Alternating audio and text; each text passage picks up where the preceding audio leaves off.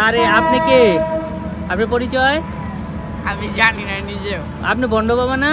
না, আপনি তো আগে দরগায় থাকতেন, এখন এই ছাদের মধ্যে বসে কি করেন? ভিক্ষা করি। হ্যাঁ, ও ছাদের মধ্যে উঠা তারপরে কি আপনি আকাশ দেখেন নাকি? হ্যাঁ, আকাশ দেখে কি করবেন? আকাশ গণনা করবেন নাকি তারা গণনা করবেন? কোনটা?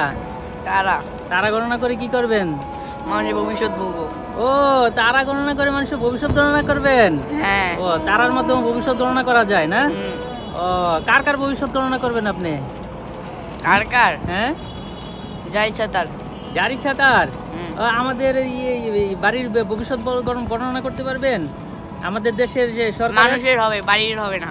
ও, মানুষের হবে, বাড়ির হবে না? ও তাই তো, আমি তো ভুল করছি। বাড়ির তো ভবিষ্যৎ হয় না, মানুষের ভবিষ্যৎ হয়। Right, thank you. আপনি যথেষ্ট জ্ঞানী, বুঝা গেছে। আমাদের দেশের ভবিষ্যৎ কি বলেন তো?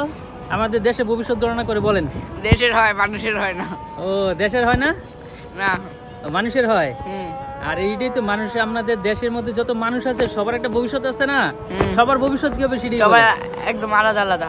আলাদা আলাদা পার্সোনালি বলতে হবে, ইন্ডিভিজুয়ালি? ও আচ্ছা, ঠিক আছে। আচ্ছা, আরেকটা কথা বলেন তো, সেটা হচ্ছে আপনার ভবিষ্যৎ কি বলেন? এটা দেখাই যাচ্ছে।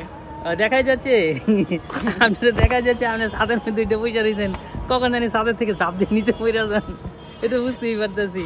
আপনার ভবিষ্যৎ বড় অন্ধকার, যে কোনো সময় আপনি অন্ধকারে পড়ে যেতে পারেন। বা আপনার মনে এরকমই না?